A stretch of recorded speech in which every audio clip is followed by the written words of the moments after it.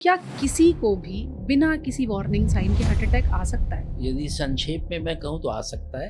Heart attack में every minute of delay will lead to 7.5% increase in your mortality. कितना मुश्किल होता है ये पता लगाना कि ये एसिडिटी है या हार्ट का सिम्टम है? पहला चेस्ट पेन हमेशा थोड़ा डिफिकल्ट होता है। मुझे कैसे पता चल जाएगा कि मुझे कहीं हार्ट अटैक तो नहीं हो जाएगा? ईसीजी में ये जान लीजिए कि normal ECG does not mean normal heart. ECG, echo, treadmill कराने के बजाय क्या सीधे सीटी एंजियोग्राम करा लें? वो आपको सिर्फ 6 मंथ्स पे एक इंजेक्शन लगाना है और आपका एलडीएल कम होता है। इसी रिसर्च अभी उस स्टेज पे नहीं पहुंची कि हार्ट अटैक प्रिवेंट होता है। ये जो कोलेस्ट्रॉल कम करने वाला इंजेक्शन 6 महीने में एक बार लगाना है, क्या हम दवाएं बंद करके ये लगवा लें? कोलेस्ट्रॉल है वो दो तरह से बॉडी में आ रहा है, जो आप खा रहे हो, दूसरा है जो लीवर प्रोड्यूस कर रहा है। हमारा एम कोलेस्ट्रॉल कम करना नहीं है, हमारा एम है हार्ट अटैक प्रिवेंट करना। सिर्फ स्ट्रेस से भी क्या इंसान को ऐसा लग सकता है कि हार्ट अटैक आने वाला है? आई एम श्योर कि यदि हमारे पास ऐसा ब्लड टेस्ट होता जो बता देता कि आप स्ट्रेस्ड हो या नहीं, तो वो भी एक कॉमन रिस्क फैक्टर्स आता है। तो ऐसा भी हो सकता है कि कोई सिम्टम भी ना हो और हाई ब्लड प्रेशर चल रहा हो। 50% लोगों को पता नहीं होता कि उन्हें ब्लड प्रेशर है। तो आपके पास अनुभव है वर्सेस जो चैट जीपीटी मुझे एनालाइज करके बताएगा मेरे टेस्ट, क्या वो दोनों का लगभग सेम हो सकता है अनुमान? एआई कभी भी वो इमोशनल क्वोशंट नहीं ला पाएगा।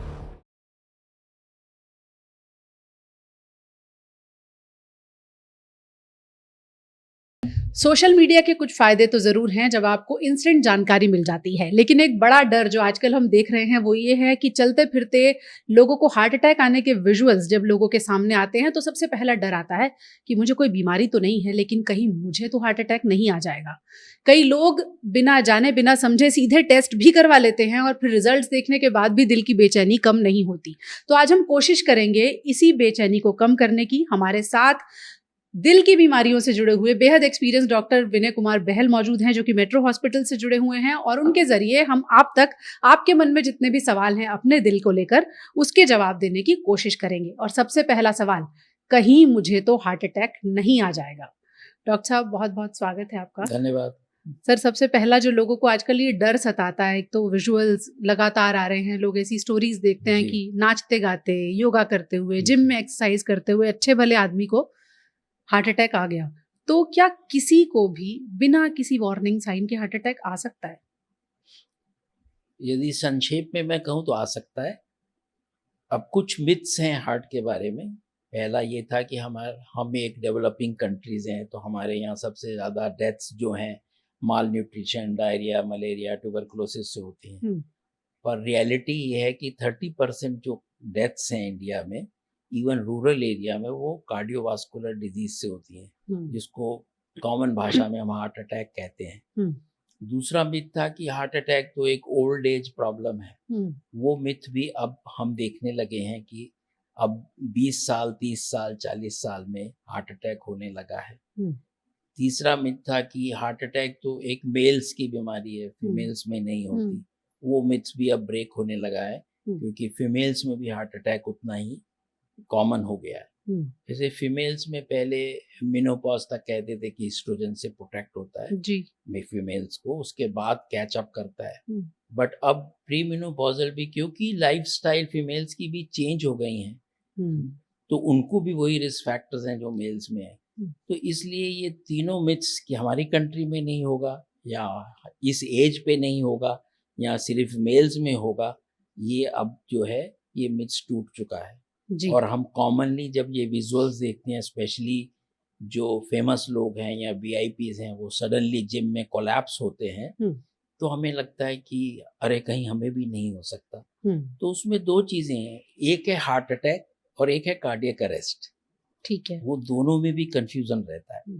हार्ट अटैक का मतलब है कि हार्ट जैसे एक पंप है, वो जो है दिन में 1 लाख बार धड़कता है, उसमें 8,000 लीटर जो वो ब्लड है, वो 19,000 किलोमीटर की आर्टेरियोल से विभिन्न अंगों में जाता है। इतना काम करता है। ऐसा हार्ट कोई और नहीं बना पाया। हमारे जो सब ऑर्गन्स को ब्लड की जरूरत होती है, एक्सेप्ट कॉर्निया जो आईज में है, वो एवास्कुलर स्ट्रक्चर है। तो वो जब उसको चलाने के लिए, पंप को चलाने के लिए 3 आर्टरीज हैं जिनको हम कॉर्नरी आर्टरीज कहते हैं, उनसे ब्लड आता है जी। यदि उस आर्टरी किसी एक में ब्लॉक हो जाए तो जिस एरिया में वो ब्लड सप्लाई कर रहा है वो एरिया डेड होने लगता है। यदि हमने उसको उचित टाइम, जैसे गोल्डन आवर कहते हैं कि 1 से 3 घंटे के अंदर नहीं खोला तो इतना एरिया डेड होगा, तो उसको तो हार्ट अटैक कहते हैं। ठीक है। कार्डियक अरेस्ट है जब हार्ट पंप ही करना बंद कर दे अचानक, मतलब उसमें कोई धड़कन नहीं हो रही, ब्लड की पंपिंग हो ही नहीं रही। हार्ट अटैक में पंपिंग तो हो रही है पर रिड्यूस्ड है, तो वो पंपिंग जब बंद होती है, क्योंकि उसका भी प्रमुख कारण जो है हार्ट अटैक है, इसलिए हम दोनों में कंफ्यूज करते हैं। पर कार्डियक अरेस्ट के और भी कारण हो सकते हैं, जैसे कि इलेक्ट्रिकल सिस्टम की प्रॉब्लम होती है जिसको वेंट्रिकुलर फिब्रिलेशन कहते हैं या कार्डियक अरिथमियाज कहते हैं, या सीवियर एओर्टिक स्टेनोसिस या वाल्व की प्रॉब्लम हो सकती हैं, या कार्डियोमायोपैथी हो सकती है। तो इन दोनों चीजों में डिस्टिंक्शन करना चाहिए। आपने जैसे कहा कि हार्ट अटैक का मतलब है कहीं सप्लाई बंद हो गई, तीनों में से कोई एक आर्टरी ब्लॉक हो गई, जबकि कार्डियक अरेस्ट जो है सडनली पंपिंग बंद हो गई, जिसमें से मेजर कॉज कहीं ना कहीं हार्ट अटैक से रिलेटेड होगा। तो मोटे तौर पर ये जो, चाहे वो कार्डियक अरेस्ट हो या हार्ट अटैक आए, पहले कोई साइन सिम्टम्स रहेंगे या कितने % केसेस में ऐसा है कि सीधे कार्डियक अरेस्ट हो जाए? ये बहुत अच्छा क्वेश्चन है। देखिए, जो हार्ट की आर्टरीज हैं जिनमें मैंने बोला, इसमें धीरे धीरे फैट डिपॉजिट होता है, कॉमन भाषा में कहें, या हम अपनी भाषा में उसे प्लाक्स कहते हैं, एथेरोस्क्लेरोसिस कहते हैं, वो डिपॉजिट होता है। तो वो एक चाइल्डहुड से ही डिपॉजिट होना शुरू हो जाता है आर्टरीज में, ऐसा नहीं है कि एकदम से होता है। अक्सर हम लोगों को बताते हैं कि फैट डिपोजिशन वो किससे बनता है, वो क्या डिपॉजिट हो रहा होता है? फैट है, कोलेस्ट्रॉल है, लिपिड्स हैं, और भी कंपोनेंट्स होते हैं। तो वो जब धीरे धीरे डिपॉजिट होता है, तो जब तक वो 70% नैरोइंग नहीं करता आर्टरीज की, तब तक कोई सिम्टम्स नहीं आते, क्योंकि बॉडी अपने आप कंपनसेट कर लेती है। जब वो 70% से ज्यादा ऑब्स्ट्रक्शन होता है, तो जब हम चलते हैं या हम उत्तेजित हो, या हमारा झगड़ा हो जाए, या हमें एंजाइटी हो, तो हार्ट को और ब्लड चाहिए होता है। यदि आपकी आर्टरीज में 70% से ज्यादा ऑब्स्ट्रक्शन है, तो वो ब्लड मिल नहीं पाता, इसलिए आपको पेन आता है। एक तरह से आप कह सकते हैं कि गॉड ने आपको एक प्रोटेक्टिव मैकेनिज्म दिया है। सपोज आप चलते रहते और आपको पता ही नहीं लगता, तो जब तक आप ड्रॉप डेड नहीं हो जाते तो आप चलते रहते। गॉड ने आपको रोका कि अब इसके अलावा मैं हार्ट पंप नहीं कर पाएगा, तो आप रुक गए, आपकी सप्लाई कम, रिक्वायरमेंट कम हो गई, तो आपको पेन भी रिलीव हो जाता है। तो उसको तो हम स्टेबल एंजाइना कहते हैं। अब क्वेश्चन ये है कि फिर सडनली क्यों प्रॉब्लम होती है? सडनली प्रॉब्लम इसलिए होती है कि जो वो प्लाक है या डिपॉजिट है, वो रप्चर होता है, उसके अलग कॉजेज है।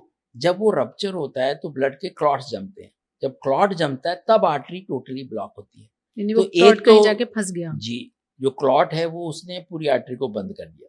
एक तो अंडरलाइंग ऑब्स्ट्रक्शन है, वो रप्चर हुआ, उस पे क्लॉट बना। तो इसलिए जो है, हो सकता है कि आपने सुबह ट्रेडमिल का टेस्ट कराया हो, वो नॉर्मल हो, आपका ईसीजी नॉर्मल हो, और शाम को आपको हार्ट अटैक हो जाए, तो उसमें टेस्ट की गलती नहीं है। टेस्ट वो सिर्फ पता लगा रहा है कि आपको 70% ऑब्स्ट्रक्शन है या नहीं है। यदि आपको 20% ऑब्स्ट्रक्शन है, 30% ऑब्स्ट्रक्शन है, वो भी रप्चर होके आपकी आर्टरीज को ब्लॉक कर सकता है। तो इन दोनों में डिस्टिंक्शन करना जरूरी है, जो हम नहीं कर पाते। इसलिए हम कहते हैं कि सडनली कैसे हुआ। जितना सीवियर ब्लॉक है, उसके चांस रप्चर होने के ज्यादा हैं, परंतु क्योंकि आर्टरीज में यदि ओवरऑल हम देखें तो सारी आर्टरीज में 70% से ज्यादा ब्लॉक्स नहीं है, पर हर आदमी को 20%, 30%, 40% है, इसलिए किसी को भी हार्ट अटैक हो सकता है। क्योंकि रप्चरों के ब्लॉक तो कभी भी, तो वो कम वाला 20 वाला भी हो सकता है, 30% वाला भी रप्चर हो सकता है, 90% वाले के चांसेस ज्यादा है रप्चर होने के। तो इसलिए जो 20%, 30% वाला है, उसको कोई सिम्टम नहीं है, सडनली हार्ट अटैक आया, उसे सडन लग रहा है, पर उसके अंदर तो प्लाक्स जमा हो रहे हैं, वो एक नॉर्मल फिनोमेना है। इससे मुझे 2 सवाल सर मन में आ रहे हैं। सबसे पहला तो ये कि ये जो ट्रबल मेकिंग फैक्टर है वो है फैट डिपोजिशन, तो उसको कैसे टाला जा सकता है? जैसे आपने कहा वो फैट है, लिपिड्स है, बहुत सारी चीजें हैं, तो क्या वो सब हमारा खाना ही है जो कन्वर्ट होके बन रहा है फैट में, या कोई और चीजें हैं जिनसे हम पहले इस ट्रबल को ही रोक दें? देखिए, वो तो एक जैसे एक इंटर हार्ट स्टडी हुई थी 54 कंट्रीज में, उसमें पता लगा कि 9 कॉमन रिस्क फैक्टर्स हैं क्रॉस। हमारे लिए कोई अलग नहीं है। ठीक जो है। जेनेटिकली साउथ एशियंस में हार्ट अटैक ज़्यादा होते हैं, जैसे हम्म। इंडिया, बांग्लादेश, पाकिस्तान में, हम्म। वो 9 फैक्टर सबको पता है। जैसे हाई ब्लड प्रेशर है, हम्म। शुगर है, हम्म। हाई कोलेस्ट्रॉल है, ओबेसिटी है, लैक ऑफ एक्सरसाइज है, अनहेल्दी फूड्स हैं, हम्म। स्मोकिंग है। हम्म। कुछ फैक्टर्स हैं जिनको हम नॉन मॉडिफाइबल कहते हैं, जैसे एज है। हम्म। जैसे जैसे आपकी एज बढ़ेगी आपको हार्ट अटैक होने के चांस बढ़ेंगे। हम्म। नंबर 2, आपकी फैमिली हिस्ट्री है। फैमिली हिस्ट्री मतलब आपके मदर, फादर या ब्रदर, सिस्टर्स में प्री मैच्योरली हार्ट अटैक हुआ। ये ध्यान रखने की बात है। हम यूजली कह देते हैं कि हमारे फादर को हार्ट अटैक हुआ तो इसलिए हमें भी हुआ, पर यदि आपके फादर को 70 साल में हार्ट अटैक आया तो वो फैमिली हिस्ट्री को हम पॉजिटिव नहीं मानते, वो तो एक नेचुरल फिनोमिना है। पर अच्छा। यदि आपके मदर फादर में 45 ईयर्स में या 55 ईयर्स में हार्ट अटैक हुआ तो वो फैमिली हिस्ट्री है, वो भी नॉन मॉडिफाइबल है। ओके। अब आप साउथ एशियंस हैं, जेनेटिक फैक्टर्स है, तो वो भी नॉन मॉडिफाइबल है। हम्म।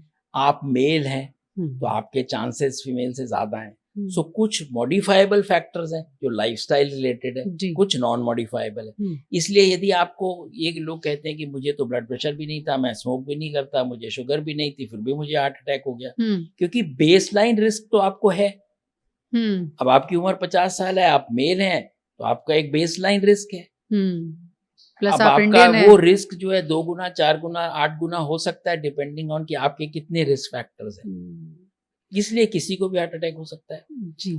कुछ के सिम्टम्स हैं, कुछ को साइलेंट है। जैसे हम पहले कॉमनली कहते थे कि हाई ब्लड प्रेशर जो है वो एक साइलेंट किलर है, क्योंकि एक मिथ है कि ब्लड प्रेशर होगा, मुझे तो सिर दर्द होता नहीं, मुझे तो चक्कर नहीं आते, इसलिए मेरा ब्लड प्रेशर नॉर्मल होगा। बिल्कुल, ये पर बड़ा ये कॉमन मिथ है, क्योंकि ब्लड प्रेशर के सिम्टम्स तब आएंगे जब किडनी इन्वॉल्व होगी, ब्रेन इन्वॉल्व होगा, हार्ट इन्वॉल्व होगा, आई इन्वॉल्व होगी। जब तक उसके कोई सिम्टम नहीं होते, क्योंकि आपको मान लीजिए माइग्रेन है, आप हेडेक के समय ब्लड प्रेशर न पाओगे तो ज्यादा आएगा, है ना, क्योंकि वो अफेक्ट है, कॉज नहीं है, अनलेस की सीवियर हाइपरटेंशन है। नॉर्मली ब्लड प्रेशर जब तक आप चेक नहीं कराओगे तब तक आपको नहीं पता लगेगा कि आपको ब्लड प्रेशर है। पहली बार जब आपको हार्ट अटैक हुआ या आपकी किडनी फेल हुई या आपको स्ट्रोक हुआ, तब आपको पता लगेगा अरे मुझे तो ब्लड प्रेशर था, क्योंकि मैंने कभी चेक ही नहीं कराया। तो ऐसा भी हो सकता है कि कोई सिम्टम भी ना हो और हाई ब्लड प्रेशर चल रहा जी, हो। उसको हम नॉर्मल ज्यादातर केसेस को साइलेंट किलर ही बोलते हैं। पर उस इट इज इंसान टू को लेट। रहा होगा पहले हाई बीपी। रहा होगा, 50% में स्टडीज में पाया गया, 50% लोगों को पता नहीं होता कि उन्हें ब्लड प्रेशर है। जी। 50% को पता होता है पर वो कंट्रोल नहीं करते। उसमें से भी 50% रहते हैं जो इनएडिक्वेटली कंट्रोल करते हैं, या फिर उसने दवाई ली, बीपी नॉर्मल हुआ, उसने दवाई छोड़ दी, है ना। पर हम ये कहते हैं जिस दवा से आपका कंट्रोल हुआ है उसको मेंटेन रखिए, क्योंकि उसी से कंट्रोल उसी से कंट्रोल है। वो सोचता है मेरा बीपी तो अब ठीक हो गया। ये ज्यादातर डिजीजेस जो हैं क्योरेबल नहीं है। क्योरेबल मतलब आपको मलेरिया हुआ, आपने दवाई ली, ठीक हो गया, ट्यूबरकुलोसिस का पूरा ट्रीटमेंट ले लिया, ठीक हो गया, ये कंट्रोलेबल है। लेकिन ये जो दवाइयां हैं, ब्लड प्रेशर की दवाइयां हैं, चलते रहना, वो चलते रहनी चाहिए। पहली चीज जो क्लियर हुई कि वो जो फैट डिपोजिशन है जरूरी नहीं सिर्फ और सिर्फ आपके गलत खाने की वजह से हो रहा हो। बिल्कुल नहीं। लोग मानते हैं कि फैट मतलब हमने फैट ज्यादा खाया। जो कोलेस्ट्रॉल है वो 2 तरह से बॉडी में आ रहा है। एक है जो आप खा रहे हो, दूसरा है जो लीवर प्रोड्यूस कर रहा है। अब जो कोलेस्ट्रॉल है या लिपिड्स है, वो उसको भी हम साधारण भाषा में कहते हैं bad cholesterol and good cholesterol. जो एलडीएल कंपोनेंट है वो बैड कोलेस्ट्रॉल है, क्योंकि वो जो है हार्ट अटैक के लिए रिस्पॉन्सिबल है। ऐसे एचडीएल है जो कि गुड कंपोनेंट है। जितना आपका एचडीएल ज्यादा है उतने हार्ट अटैक होने के चांस कम है, पर वो जेनेटिकली डिटरमिन्ड है। बहुत सी दवाइयां ट्राई की गई कि एचडीएल को हम बढ़ा सकें, जैसे एलडीएल को कम करने के लिए दवाइयां कॉमनली स्टैटिन यूज होती हैं, या आजकल इंजेक्टेबल आ गई हैं जो 6 मंथ्स में आप लगा सकते हैं, परंतु एचडीएल के लिए कोई भी दवाई सक्सीड नहीं हुई। ऐसे ही एक टेस्ट होता है एलपीए, वो भी जेनेटिकली डिटरमिन्ड है। वो आपको लाइफ में एक बार कराओगे, जैसे उसकी यदि 30 मिलीग्राम या 50 मिलीग्राम से ज्यादा एलपीए है तो मतलब आपके चांसेस ज्यादा है। ठीक है, आपने पता लगा लिया, पर अभी भी कोई इफेक्टिव दवाई उसके लिए नहीं बन पाई। हो सकता है फ्यूचर में, रिसर्च बहुत है, बहुत सी दवाएं यहाँ आई तो जो इन कंपोनेंट पे अब अफेक्ट करे। अभी तो हम एलडीएल को कम कर रहे हैं, हो सकता है वो दवाइयां एचडीएल को कम करें, या एलपीए को कम करे। तो HDL को ये बढ़ाएं। निरंतर जो है हमारी लड़ाई है between the disease and it's cure. बिल्कुल, तो ना सबसे पहली चीज़ तो ये हुई कि हो सकता है कि आपको कोई सिम्पटम ना आए और आपको अचानक जानकारी मिले कि आप दिल के मरीज़ हैं या फिर हाई बीपी के मरीज़ हैं। अब सर वही लाख टके का सवाल है कि ज़्यादातर लोगों को ये डर रहता है कि मुझे कैसे पता चल जाएगा कि मुझे कहीं हार्ट अटैक तो नहीं हो जाएगा। उसके लिए इतने सारे टेस्ट हैं, तो वो क्या क्राइटेरिया होना चाहिए? किस इंसान को कब कौन से टेस्ट कराने चाहिए? बिल्कुल आपने ठीक प्रश्न किया। मैंने जैसे आपको बताया कि रिस्क फैक्टर्स क्या हैं, हुँ, उन्हीं को आप गिन लीजिए। हुँ, जैसे आपको जैसे अब वो किस उम्र पे कराएं, 20 पे कराएं, 30 पे कराएं, 40 पे कराएं। जी, पहले हम 40 लेते थे हुँ, क्योंकि तब हार्ट अटैक तभी होता था। हुँ, जब हम पढ़ाई कर रहे थे एमबीबीएस में, तो एग्जाम में कोई पेशेंट आएगा चेस्ट पेन लेके, हुँ, जिसकी उम्र 20 साल हो, हम उससे कहें कि इसको हार्ट की अटैक भी हो सकता है, ये चेस्ट पेन, हुँ। तो हो सकता है उसको फेल कर दिया जाता है कि 20 साल में कहाँ हार्ट अटैक होता है। अब जो है वो इतना कॉमन हो गया कि उस उम्र को हमें कम करना पड़ेगा। वो हुँ, 40 साल वाला हो सकता है 20 साल में भी टेस्ट कराए, राइट, पर कॉमन टेस्ट कराएं। हुँ, कॉमन टेस्ट हैं, ब्लड शुगर चेक कराएं, ठीक अपना है, ब्लड प्रेशर चेक कराएं, हुँ, अपना कोलेस्ट्रॉल पूरा लिपिड प्रोफाइल कराएं। ठीक ये है, 3 चीज़ें आपने कराई तो बेसिक आपको पता लग गया कि मेरा लिपिड प्रोफाइल ठीक है, मेरा ब्लड प्रेशर ठीक है, मेरी ब्लड शुगर ठीक है। ब्लड शुगर में हो सकता है आप HbA1c कराएं या फास्टिंग ब्लड शुगर कराएं या पोस्ट प्रेंडियल ब्लड शुगर कराएं। ठीक तो है, ये 3 चीज़ें आपने करा ली। हुँ, बाकी रिस्क फैक्टर्स आपको पता है कि आप स्मोक करते हो कि नहीं, आपकी फैमिली हिस्ट्री है कि नहीं, हुँ, आप ओबेसिटी के लिए सिंपल वेट, या आपका जो टेलर है वो आपको बता देगा वेस्ट गर्थ से, हुँ, जो 32 या 35 इंडिया में लेते हैं हुँ, मेल्स फीमेल्स में, उससे ज़्यादा नहीं होना चाहिए। हुँ, आपका खान पीन आपको पता है। हुँ, अब यदि आप क्रिकेट कंप्यूटर पे खेलने लगेंगे बच्चे, हुँ, ना, तो हुँ, एक्सरसाइज कहाँ हुँ, है ना? हुँ, एक फ्लोर जाने के लिए भी आप लिफ्ट नहीं हो हुँ, लिफ्ट यूज़ कर रहे हैं। इसलिए कई जगह पे वो कहते हैं कॉमन चीज़ें हैं कि 2 फ्लोर तक लिफ्ट का बटन ही मत रखो, जी, ना? जी, तो लैक ऑफ एक्सरसाइज हो गई। हुँ, तो ये सब सारे रिस्क फैक्टर कॉमनली पहले कर लिए हुँ, आपने। ठीक है, फिर उसके बाद यदि उससे एक स्कोरिंग सिस्टम अवेलेबल है, बहुत से स्कोरिंग सिस्टम अवेलेबल है, जिसको कंप्यूटर में आप फीड करो, आपकी एज ये है, आप मेल हो या फीमेल हो, आप हुँ, स्मोक करते हो कि नहीं करते, हुँ, कोलेस्ट्रॉल वैल्यू ये है, ब्लड प्रेशर वैल्यू ये है, हुँ, तो आपका 10 साल का रिस्क प्रिडिक्ट करेंगे हुँ, कि आपका ये चांसेस है। जी, उसमें यदि आप हाई रिस्क में आते हैं, तब आपको फर्दर टेस्ट करने चाहिए। अच्छा, अब मान लीजिए आपके बॉर्डर लाइन कोलेस्ट्रॉल आया, हुँ, आपकी उम्र 30-35 साल है, हुँ, तो आप सोचते हो कि मैं ये कोलेस्ट्रॉल लो करने की दवाइयाँ जो स्टैटिन है, हुँ, कितने साल खाऊँगा? हुँ, जैसे मैंने बताया वो क्योर तो नहीं करेगा, और अगर कंट्रोल करेगा। बॉर्डर लाइन है तो क्या दवाइयाँ खानी है फिर? वो उसी का आंसर मैं देने की कोशिश कर जी, रहा था कि कब खाएँ फिर?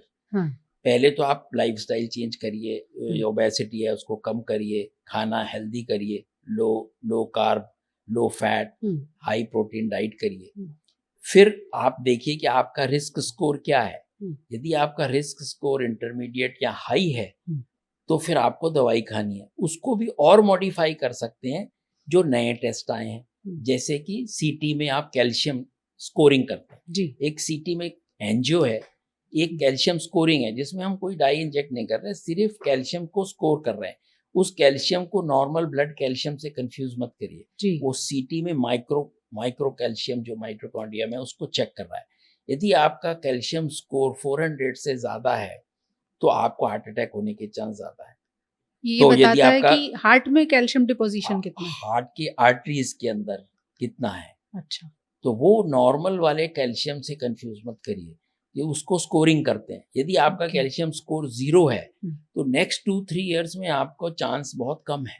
यदि वो हुँ, 400 से ज़्यादा है, वो ये नहीं बताता कि हार्ट में ऑब्स्ट्रक्शन कितना है, हुँ, पर वो बताता है कि जनरल एथेरोस्क्लेरोसिस जिसकी मैं बात कर रहा था, वो कितनी है, जिसे डॉक्टर्स कैल्सिफाइड आर्टरीज़ कहते हैं, वो अलग है। वो अलग है। वो अलग है, वो अच्छा, एक्सट्रीम है कि उतना कैल्शियम आ गया। हुँ, ये कैल्शियम स्कोरिंग है, ये देखने के लिए कि जैसे मैंने बताया 20% 30% प्लाक्स हैं, हुँ, तो 3 आर्टरीज़ में आप टोटल प्लाक्स ले लीजिए। ओके, उसका एक इनडायरेक्ट एविडेंस है कि ओके, कैल्शियम स्कोर कितना है। कि तो यहाँ-वहाँ अभी जो आपका कैल्शियम बॉर्डर पड़ा लाइन है। कैल्शियम हुँ, आपका बॉर्डर लाइन कोलेस्ट्रॉल आया जी, और आपने कैल्शियम स्कोर कराया, ठीक है। वो आपका पॉजिटिव आ गया। हुँ, फिर आपने एक सीआरपी होता है जो इन्फ्लेमेटरी मार्कर है, हुँ, यदि वो पॉजिटिव आ गया, तो हुँ, आपके 2 एडिशनल चीज़ें हो गई। फिर हुँ, आपने एलपीए कराया, वो तीसरा मार्कर आ गया।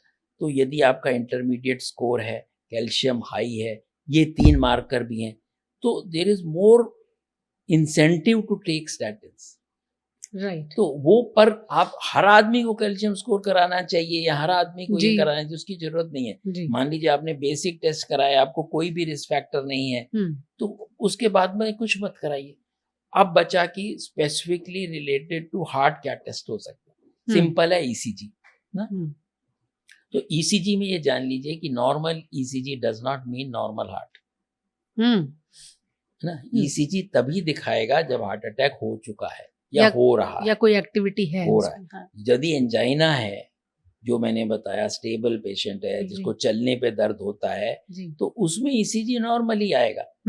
फिर उसके बाद टेस्ट है, हार्ट एक पंप है, पंपिंग फंक्शन हमें जानना है। उसके लिए सिंपल टेस्ट है इकोकार्डियोग्राफी, जो अल्ट्रासाउंड ऑफ हार्ट। तो फिर सर ईसीजी नॉर्मली लोगों को कराना चाहिए, नहीं कराना चाहिए? अब नॉर्मल केस में यील्ड बहुत कम होगी कि ऐसे ही मैं चली गई कि मुझे अपना कार्डियक हाँ, प्रोफाइल चेक करना है। आपने ईसीजी एक बेसिक टेस्ट इसलिए सब लोग करते हैं जी। पर उस यदि नॉर्मल आ गया तो आप मुझसे पूछें कि मेरा ईसीजी नॉर्मल है तो मैं तो ठीक हूं ना, तो गलत है, वो मिथ है।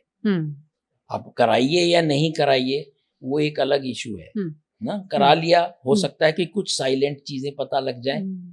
हाँ, हो सकता है आपको हार्ट अटैक हुआ हो, आप डायबिटिक हो जिनमें साइलेंट अटैक होता है, और वो ईसीजी से पता लगे, इसलिए करा लेना चाहिए कि आपको पर कभी आपको हो ये चुका है। ध्यान रखना चाहिए कि normal ECG does not mean normal heart. Right. उस लिए वो यूजलेस है। बट और चीजें बताएगा। फिर आपने इको कराया, आपको हार्ट का फंक्शन पता लगाया। यदि मैं क्लिनिकली पेशेंट को एग्जामिन करूं तो मुझे भी मोटा मोटा पता लग सकता है कि हार्ट फंक्शन नॉर्मल है या नहीं। अच्छा। तीसरी चीज है हार्ट की आर्टरीज, वो मैं स्टेथोस्कोप से नहीं बता सकता। उसके लिए मैं या तो सिम्टम्स देखूंगा या फिर मैं टेस्ट करूंगा। अब उसके टेस्ट वेरीड हैं। एक हम उनको 2 बेसिक ग्रुप्स में रखते हैं, नॉन इन्वेजिव और इन्वेजिव। इन्वेजिव टेस्ट जिनमें हम हार्ट में तार डालते हैं या कैथेटर डालते हैं और आर्टरीज देखते हैं। एक है नॉन इन्वेजिव जिनमें हार्ट में हम कोई इंस्ट्रूमेंट नहीं डाल रहे। उसका बेसिक टेस्ट है ट्रेडमिल, जो आप जिम में ट्रेडमिल करते हैं, पर उस समय आप उसको ईसीजी नहीं देख रहे, तो आप स्ट्रेस करते हो हार्ट को। सेम चीज करते हो कि आपको जब मैंने हार्ट को स्ट्रेस किया तो यदि मेरी आर्टरी 70% से ज्यादा ब्लॉक है तो ईसीजी में चेंजेस आने लगेंगे। हो सकता है पेन हो या ना हो। उसी का सोफिस्टिकेटेड वर्जन है कि स्ट्रेस इको कर सकते हैं या स्ट्रेस मायोकार्डियल परफ्यूजन कर सकते हैं, बट बेसिक प्रिंसिपल सेम है कि हम हार्ट को स्ट्रेस कर रहे हैं एक्सरसाइज से, या जो नहीं चल पाते उनमें दवाइयां आती हैं डोपिटामिन, जिसको दे के हम हार्ट को स्ट्रेस करते हैं और देखते हैं कि किसी एरिया में डेफिशिएंट तो नहीं है सप्लाई। वो डेफिशिएंट सप्लाई जो है हमें ईसीजी से पता लग सकती है, इको से पता लग सकती है या परफ्यूजन स्कैन से पता लग सकती है। उसके बाद आया इन्वेजिव टेस्ट, जो हम करते हैं जब हमें संभावना है कि आपको हार्ट की डिजीज होने की, based on your risk factors, based on your symptoms, based on your age है, तो फिर हम एंजियोग्राफी करते हैं। एंजियोग्राफी में आप तीनों आर्टरीज को देख सकते हो, बता सकते हो कितना ऑब्स्ट्रक्शन है, कहाँ ऑब्स्ट्रक्शन है, क्योंकि यही इंपॉर्टेंट नहीं है कि आर्टरी में ऑब्स्ट्रक्शन 70% है या 90% है। ये भी इंपॉर्टेंट है कि वो कहाँ पे है। क्योंकि जैसे गंगा गंगोत्री से बंद होगी तो पूरे एरिया को अफेक्ट करेगी, यदि वो पटना में बंद होगी तो पटना को अफेक्ट करेगी। इसीलिए जितना प्रॉक्सिमल ऑब्स्ट्रक्शन है हम एंटीसिपेट करते हैं कि यदि ये बंद होगा तो कितना हार्ट अफेक्ट होगा, तो वो इम्पोर्टेंट है। हो सकता है छोटी मोटी आर्टरीज में भी 90% ऑब्स्ट्रक्शन हो, तो उसके लिए हम जरूरी नहीं है कि हम बाईपास या स्टेंटिंग बताएं, हम कहे दवाइयां खा सकते हो, क्योंकि इसका रिस्क बहुत कम है। बेसिक हम लेते हैं कि 10% ऑफ द मायोकार्डियम उस आर्टरी से सप्लाइड है कि नहीं। यदि मोर देन 10% मायोकार्डियम या मसल उससे सप्लाई है तो उसको हम इम्पोर्टेंट मानते हैं, सिग्निफिकेंट मानते हैं। तो एक हो गया। अब एक बीच में टेस्ट आ गया है जिसे सीटी एंजियो कहते हैं, क्योंकि उसको आप ये कह सकते हैं नॉन इन्वेजिव है, क्योंकि ओपीडी प्रोसीजर है, आपको कैथेटर अंदर हार्ट में नहीं डालना है, परंतु आपको डाई उसमें भी इंजेक्ट करनी है, इसलिए किडनी फंक्शन दोनों में नॉर्मल होना चाहिए। उसमें भी आपको रेडिएशन में एक्सपोजर होगा, परंतु हार्ट में हम तार नहीं डालेंगे। आजकल की जो मशीनें है, पहले सीटी सिर्फ ब्रेन के लिए होता था, क्योंकि ब्रेन एक स्टैटिक स्ट्रक्चर है, हार्ट एक डायनेमिक स्ट्रक्चर है। जी। तो बेसिकली प्रिंसिपल सीटी का है कि वो स्लाइस में हार्ट को या उसको देखता है और फिर कंप्यूटर उसको रिकंस्ट्रक्ट कर रहा है जो आप देख रहे हो। जी। तो उसका जो स्लाइस रेट है वो ज्यादा होनी चाहिए। तो जो आजकल की मशीन है उनमें 256 स्लाइस रेट है, तो इसलिए वो हार्ट की आर्टरीज को भी बहुत अच्छे से कंस्ट्रक्ट कर लेता है।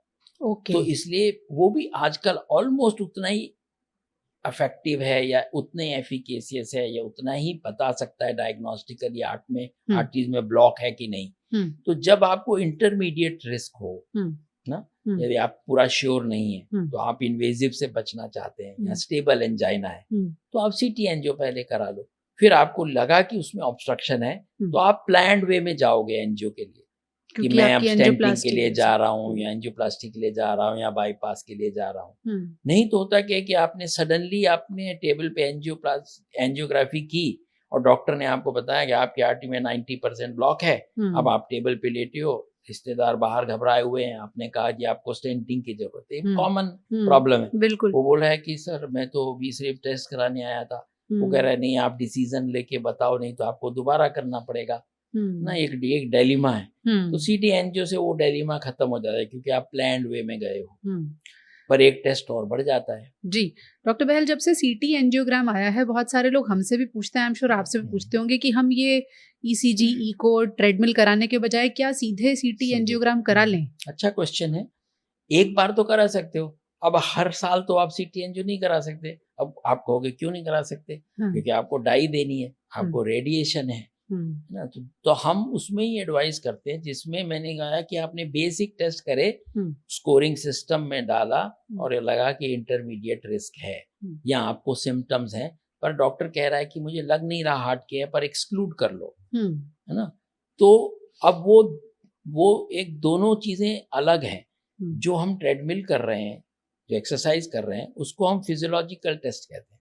वो आर्टरीज का ऑब्स्ट्रक्शन नहीं देख रहा, वो आर्टरीज के ऑब्स्ट्रक्शन का इफेक्ट देख रहा है, फंक्शनिंग देख रहा है कि उसका इफेक्ट आ रहा है कि नहीं आ रहा जी। और जो ये एंजियोग्राफी है वो एनाटॉमिकल है, मतलब वो ये देख रहा है ऑब्स्ट्रक्शन है, उसे ये नहीं पता, उससे पता लगता कि ये ऑब्स्ट्रक्शन इस्कीमिया प्रोड्यूस कर रहा है या नहीं। तो दोनों अलग हैं, एक एनाटॉमी दिखा रहा है, एक फिजियोलॉजी दिखा रहा है। अब आजकल जो नए टेस्ट हैं वो एंजियोग्राफी में, जिसे हम FFR कहते हैं, एक वायर डालते हैं, उससे हार्ट के अंदर की आर्टरीज का प्रेशर नापते हैं और हम बता सकते हैं कि ये ऑब्स्ट्रक्शन जो है सिग्निफिकेंट है, इस्कीमिया प्रोड्यूस कर रहा है।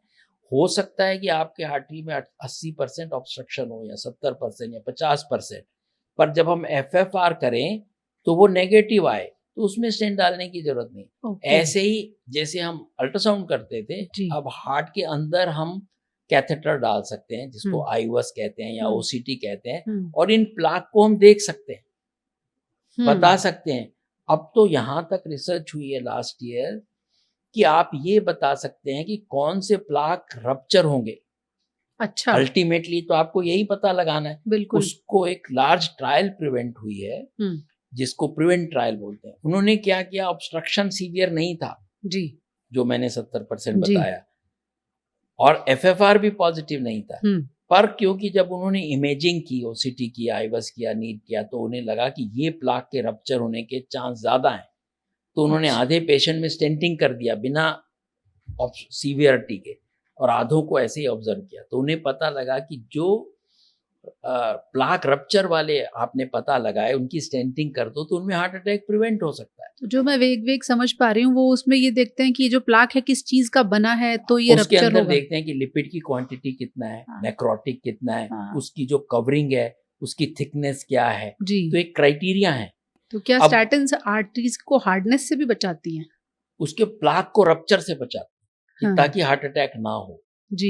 अब वो स्टेटिन के अलावा अब नेक्स्ट जो जनरेशन आई है जो इंजेक्टेबल है, अब वो आपको सिर्फ 6 मंथ्स पे एक इंजेक्शन लगाना है और आपका LDL कम हो जाएगा। बट अभी उस पर और रिसर्च हो रही है कि वो भी स्टेटिन की तरह ये प्लाक रप्चर को प्रिवेंट करती है।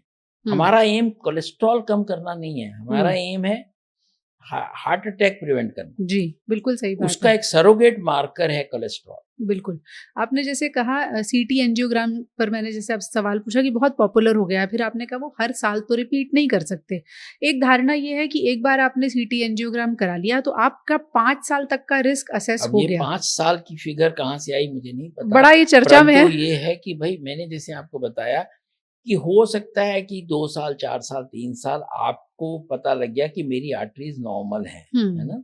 तो उतनी देर में 70% ऑब्स्ट्रक्शन ना आए। पर जैसा मैंने बताया कि प्लाक तो रप्चर हो सकते हैं ना, जो आपने 20% 30% पता लगाए राइट। तो रप्चर हो सकते हैं। हाँ। वो तो सिर्फ आपको यही बता सकता है कि कितना ऑब्स्ट्रक्शन है। तो ये मिक्स ऑफ टेस्ट हैं, उसको आपको देखना पड़ेगा कि आप क्या सिर्फ कॉस्ट इफेक्टिव ही नहीं है, जी। उसको देखना होता है जिसको हम अपनी मेडिकल भाषा में कहते हैं प्री टेस्ट प्रोबेबिलिटी। जी।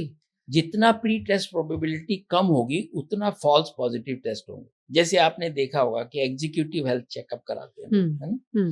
जैसे आईएएस को कंपलसरी कर दिया गया कि आप जैसे एसीआर लिखते हो वैसे ही आप एग्जीक्यूटिव कराओ। उसमें उन्होंने किसी ने टीएमटी भी करना शुरू कर दिया।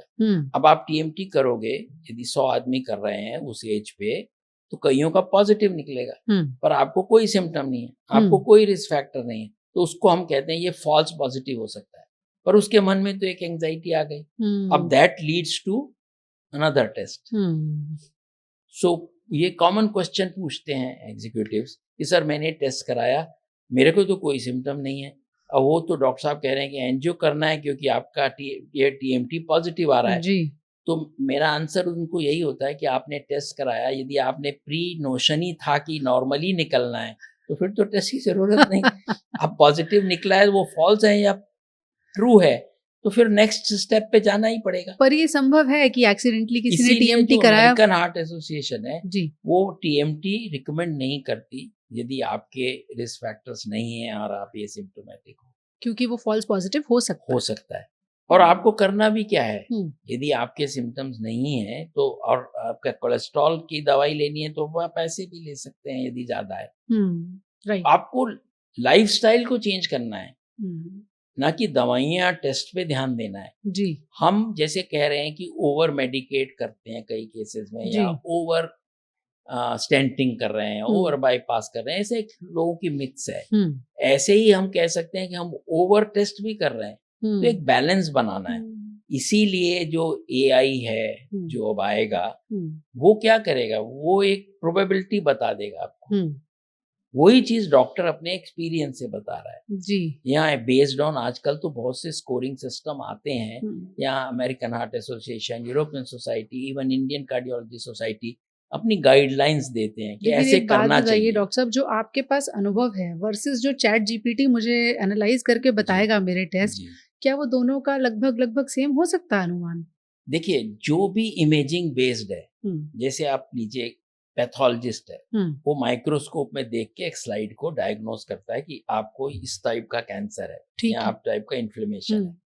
अब मैं एक एक्सपीरियंस्ड पैथोलॉजिस्ट हूँ, तो मैंने 1000 स्लाइड्स देख रखी हैं, बट एआई ने 1,00,000 स्लाइड्स देख रखी हैं। तो वो मोमेंट उसमें आप उसको इमेज फीड करोगे, वो बता देगा कि ये डायग्नोसिस है, पर उसके लिए डाटा होना चाहिए। Data is the king. Computer में क्या है, गार्बेज इन गार्बेज आउट। जी। यदि मैं बार बार इंटरनेट पे लिखूं कि आपका पॉडकास्ट बहुत अच्छा है, वर्सेस मैं लिखूं आपका पॉडकास्ट बहुत खराब है, 1 मिलियन व्यू आपको मैंने दिए, आपका बहुत खराब है, और एआई से आपने पूछा कि ये पॉडकास्ट कैसा है, तो क्या बताएगा? खराब। आंसर खराब बताएगा, क्योंकि आपने उसमें वही फीड किया है। जी। ऐसे ही मेडिकल फील्ड में भी वही जो आपने फीड किया है उसको डाटा, वो उसको ही एनालाइज करेगा। जी। और मेडिकल फील्ड में तो देखिए, आप पेशेंट से बात करते हैं, तो मेरे हिसाब से एआई कभी भी वो इमोशनल क्वोशंट नहीं ला पाएगा। जो मैं पेशेंट को पीठ थपका के कहता हूँ कि भाई नहीं घबराओ मत, सब कुछ ठीक है, वो उसका इलाज है, वो एआई थोड़ी कर सकता है। पर एआई ऑब्जेक्टिव होगा। जी। जो सब्जेक्टिविटी है, जो मेरी बायस्ड है, और वो बायस मैं जेन्युइनली भी हो सकता हूँ, मेरी लैक ऑफ नॉलेज हो सकती है, या मेरा एक ओपिनियन हो सकता है, वो बायस को हटा देगा। वो रूथलेस है, वो इमोशनलेस है ना। जी। मुझे हो सकता है कि मैं पेशेंट को देखूं, मुझे लगे कि ये अफोर्ड ही नहीं कर पाएगा इस तरह की ट्रीटमेंट, तो मैं कई बार हो सकता है उसे उस सब्जेक्ट को उससे एक्सप्लोर ही ना करूं। पर एआई इमोशन न्यूट्रेंट है अभी तक, जी। तो वो उसको ऑब्जेक्टिवली बताएगा। तो जी। AI is a step to help the doctors, right. Whether it can replace, it's doubtful. Right. थोड़ा सा डिटूर हमने लिया, वापस अपने सवाल पर आते हैं। आपके पास कोई पेशेंट आता है, आपके पास अब दोनों ऑप्शन है, आप उसका सीटी एंजियोग्राम भी कर सकते हैं और एंजियोग्राफी जो कन्वेंशनल तरीका है वो भी कर सकते हैं। आप किस हिसाब से चूज करेंगे कि इस पेशेंट को मैं सीटी एंजियो के लिए बहुत भेजूं? सिंपल है जी। देखिए, दो तरह के पेशेंट हैं। एक है स्टेबल, जिनको मैंने बताया कि चलते हैं या गुस्सा आता है या एंग्जाइटी होती है तो पेन होता है, जिनको हम स्टेबल पेशेंट्स कहते हैं। एक है पेशेंट जिसको सडनली चेस्ट पेन हुआ और हार्ट अटैक हो रहा है। उस केस में सोचने की कोई जरूरत ही नहीं है। यदि आपको हार्ट अटैक हो रहा है तो जितनी जल्दी हो सके आपको एंजियोग्राफी करानी है और आर्टरी को खोलना है। उस समय कोई ट्रेडमिल सीटी वीटी की कोई जरूरत नहीं है। अब उन दोनों कंडीशन में डिफरेंशिएट करना है। क्योंकि हम डिफरेंशिएट नहीं कर रहे, इसलिए ये विवाद का विषय बना है या कंफ्यूजन का विषय है। हार्ट अटैक में every minute of delay will lead to 7.5% increase in your mortality per year. Every minute of delay. So the time is muscle.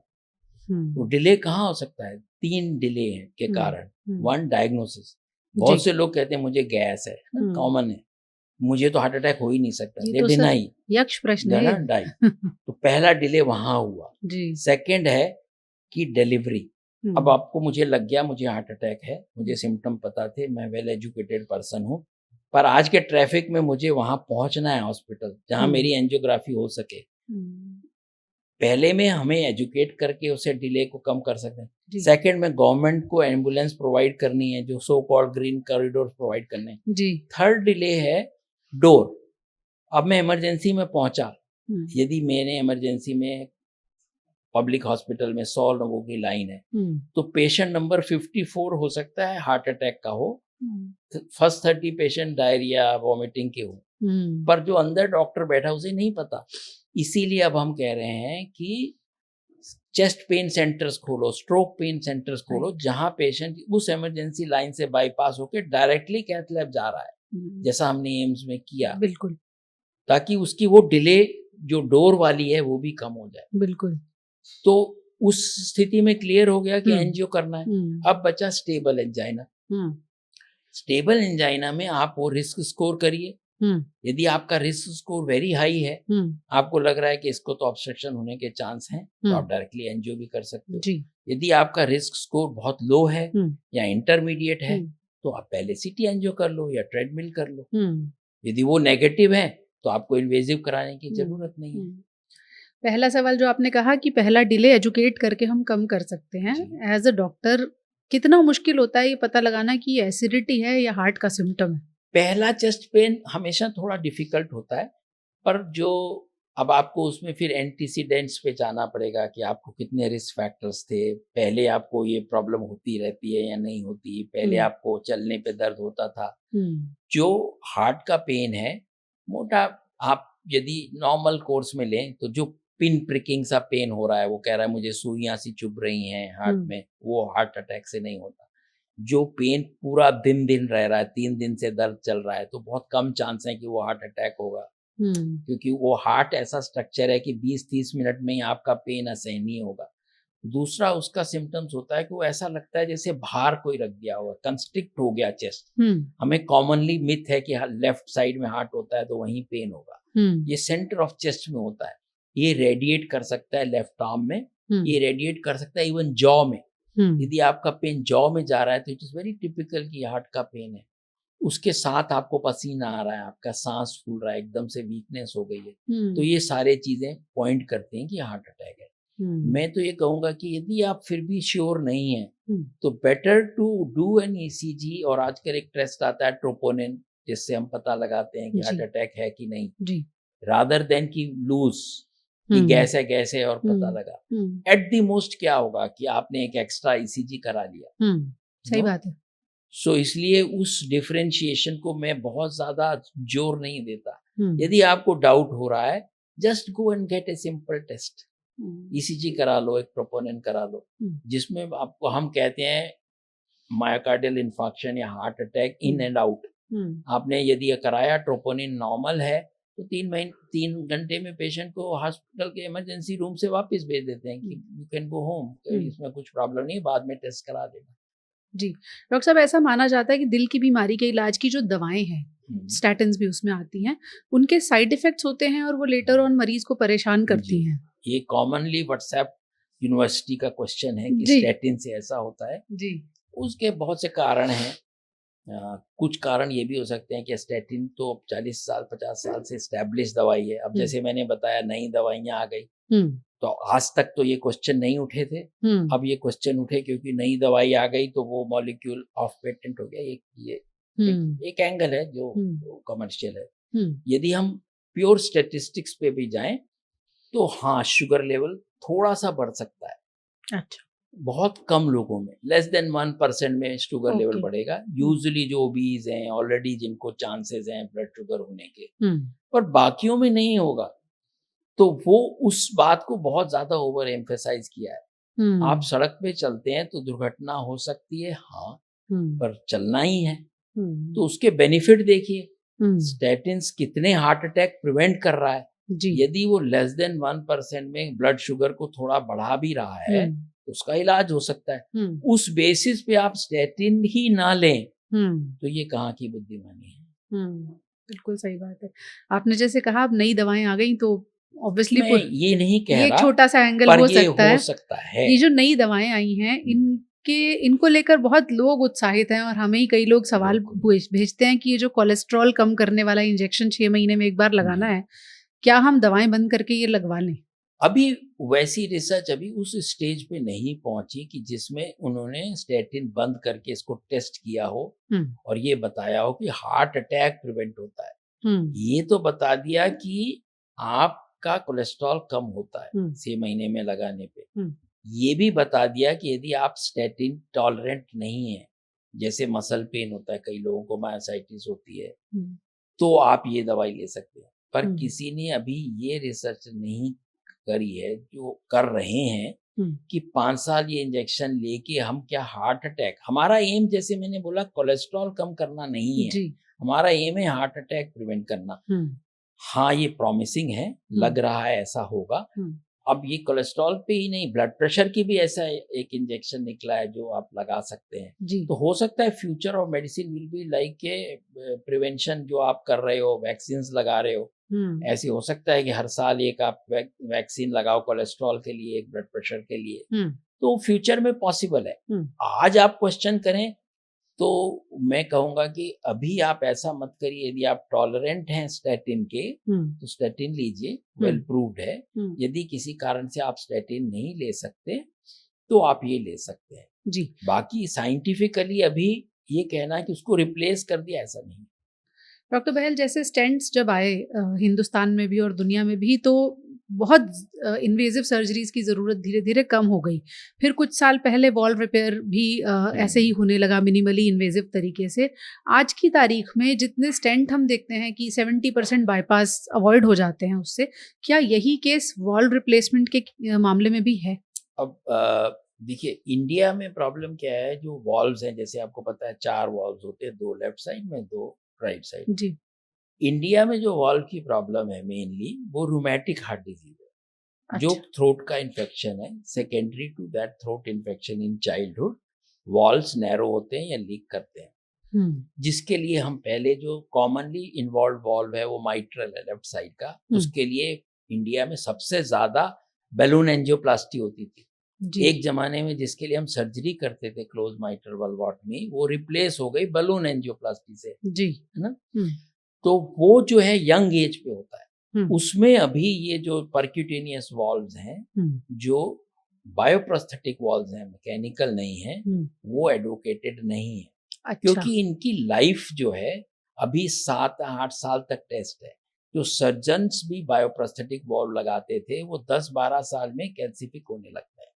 तो जो ये परक्यूटेनियस वॉल्व्स हैं, वो अलग तरह की प्रॉब्लम है वो डीजेनरेटिव वॉल्व्स हैं, जिसमें सबसे कॉमन वॉल्व है यॉर्टिक वॉल्व। अच्छा। वो जो यॉर्टिक वॉल्व है उसको रिप्लेस करने के लिए आपने सुना होगा टावी या टावर या परक्यूटेनियस वॉल्व्स जी लगा रहे हैं। जी।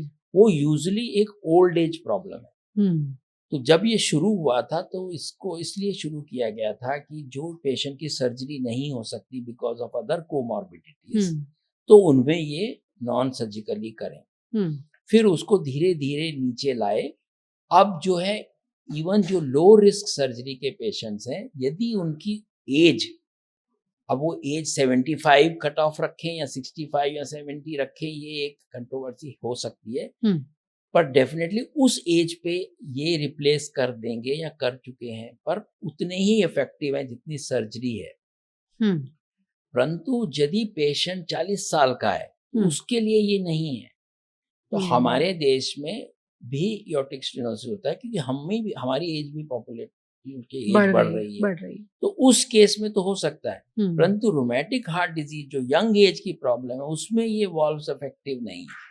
ओके। पर क्योंकि ये कॉस्टली है, हम्म ये ज्यादा चर्चा का विषय है, हम्म तो हम उस पे ज्यादा बातें कर रहे हैं, हम्म तो इसलिए वो पॉपुलर हो रहा है। बट हम्म हाँ, एक अच्छा विकल्प है हम्म वो सर्जिकल, क्योंकि सर्जरी में भी हम दोनों तरह के वॉल्व लगाते हैं, मैकेनिकल वॉल्व और बायोप्रोस्थेटिक। जो मैकेनिकल वॉल्व होते हैं वो लाइफ लॉन्ग लास्ट करते हैं, पर अच्छा। उसका डिसएडवांटेज है कि उसमें आपको ब्लड क्लॉट के लिए दवाइयां बचाने के लिए दवाइयां लेनी पड़ती हैं, एंटीकोगुलेंट, जी और उन दवाइयों की डोज रेगुलेट करने के लिए आपको एक टेस्ट ब्लड का कराना पड़ता है, PTI जी, बार बार जो बायोप्रोस्थेसिस में लगाने में नहीं पड़ता, कराना क्योंकि उसमें आप एंटीकोगुलेंट नहीं दे रहे थे। जी। 3 महीने के बाद में एंटीकोगुलेंट की जरूरत नहीं, लेकिन फिर उनकी लाइफ 7-8 उनकी साल लाइफ है क्योंकि वो कैल्सिफाइड हो जाते हैं। तो राइट। जब भी सर्जन्स ने देखा था कि 10-12 साल में हो गए, तो आई एम श्योर कि जो ये परक्यूटेनियस भी लगाएंगे उनकी लाइफ भी अभी उतनी होगी। पर इसमें भी रिसर्च चल रहा है कि हम इसकी लाइफ कैसे बायोप्रोस्थेटिक वॉल्व्स की और बढ़ा सकते हैं।